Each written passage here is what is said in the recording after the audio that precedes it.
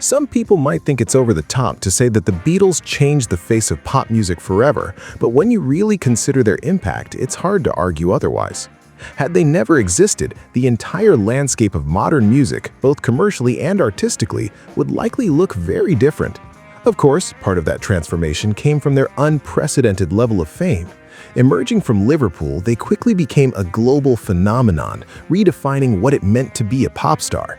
Their influence went far beyond music, setting a blueprint for how artists could become cultural icons, recognized even by people who didn't actively follow their work. In many ways, they were among the first to transcend the idea of musician and become fully fledged public figures. However, their importance wasn't just about celebrity. What truly set the Beatles apart was their evolving approach to songwriting. In their early years, they embraced established genres like rock and roll and skiffle, but they never treated those styles as limitations.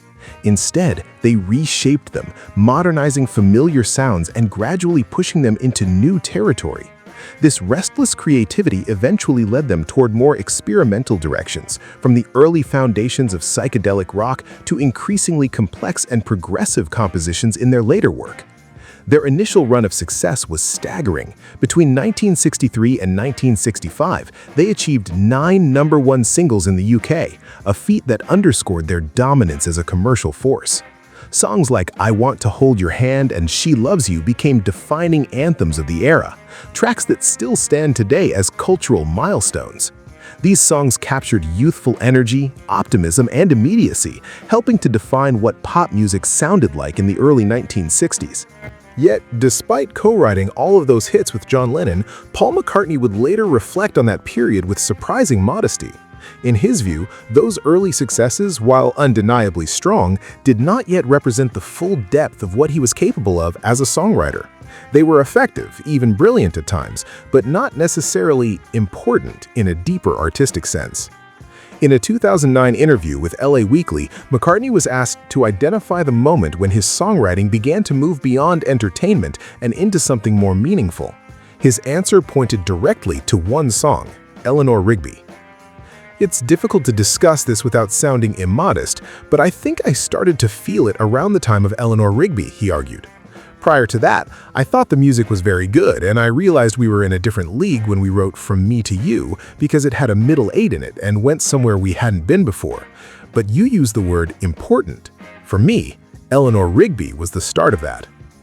Released in 1966 as a double A-side with Yellow Submarine, the track marked a dramatic shift in both tone and ambition.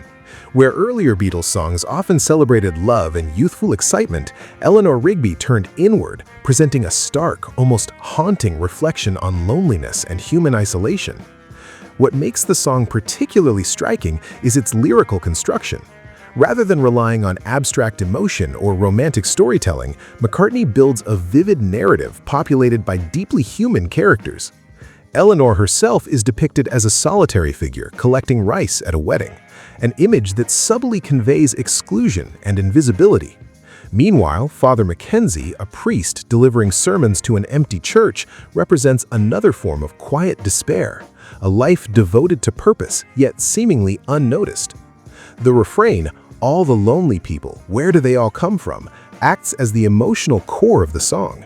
It transforms the narrative from a series of individual portraits into a broader social question, inviting listeners to reflect on the unseen isolation that exists within everyday life. At a time when pop music largely focused on romance or escapism, this was a bold and deeply unconventional theme. Musically, the song reinforced this departure from tradition. Instead of guitars, drums, or the typical rock band arrangement, Eleanor Rigby is driven entirely by a string octet arranged by George Martin. The sharp staccato strings create a tense, almost cinematic atmosphere, drawing influence from classical composition and film scoring rather than contemporary pop. This choice not only heightened the emotional impact of the lyrics, but also challenged expectations of what a mainstream hit song could sound like. In this sense, Eleanor Rigby stands as one of the most stylistically radical songs in the Beatles' catalog. It abandoned many of the conventions that had defined their earlier success and replaced them with something far more introspective and artistically ambitious. For McCartney, this was the moment when his songwriting crossed an invisible threshold. It was no longer just about crafting catchy melodies or chart-topping singles. It became about expressing something meaningful, something that could resonate on a deeper emotional and intellectual level. Looking back, it's clear that Eleanor Rigby represents more than just a single song. It is a turning point, not only for McCartney, but for pop music as a whole.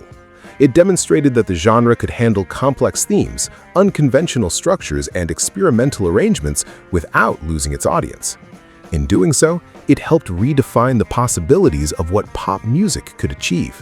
And that is why when Paul McCartney calls it his most important song, it doesn't come across as exaggeration. It feels like a simple statement of fact.